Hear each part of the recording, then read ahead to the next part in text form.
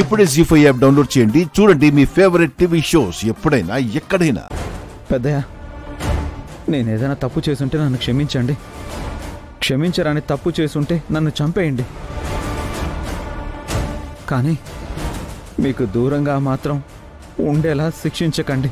చంద్ర, రాజు, అన్నయ్య చెప్తున్నారు కదా, వదిలిపెట్టు. చిన్నయ్య గారు, నేను అన్నీ ఆలోచించే డిసైడ్ అయ్యి వచ్చాను. ఈరోజు పెద్దయ్య గారిని వదిలే ప్రసక్తే లేదు. అలా వదలాలంటే మీరే పెద్దయ్య గారికి చెప్పండి నన్ను క్షమించమని. పెద్దయ్య మన్నించాడంటే రాజు రూపకు సొంతం అవ్వడం ఖాయం. వీళ్ళేంది ఇంకా రాలేదు?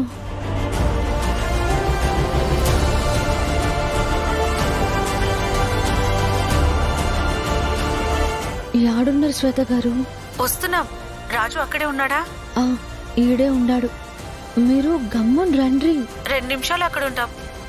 త్వరగా రండి, త్వరగా రండి. ఇంకా 2 నిమిషాలు. పెద్దయ్య మన్నించకుండా ఉంటే చాలు.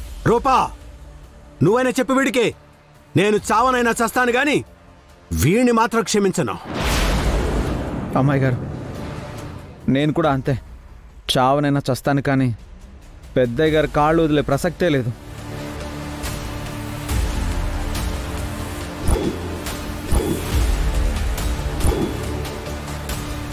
అన్నయ్య, మీ గురించి నాకు బాగా తెలుసు. ఒకసారి నిర్ణయం తీసుకుంటే మీరు వెనకడుగు వేయరు. కానీ ఇలా రాజు విషయంలో మాత్రం ఎప్పుడూ ఇలా ఉండలేదు. చంద్ర,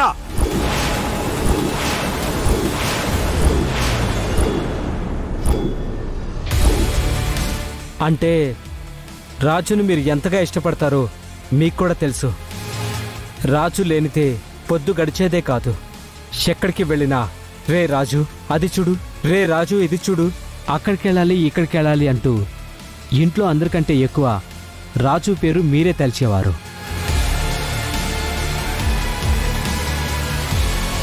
రాజుకి మీరు తప్ప వేరే ప్రపంచం లేదన్నయ్యా. నేను ఏ తప్పు చేయలేదు పెద్దయ్య.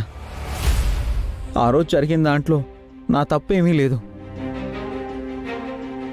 అమ్మాయి గారి పెళ్ళప్పుడు ఎలా అయినా ఆ గౌతమ్ నుంచి ఆ అమ్మాయి గారిని తప్పించాలి అనుకున్నాను. అది కూడా మీ గురించి ఆలోచించే చేశాను పెద్దయ్య.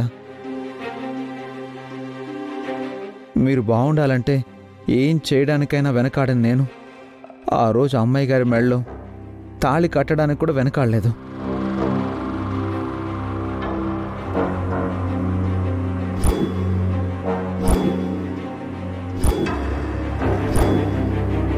అది కూడా అమ్మాయి గారిని తాళి కట్టలేదు పెద్దయ్య.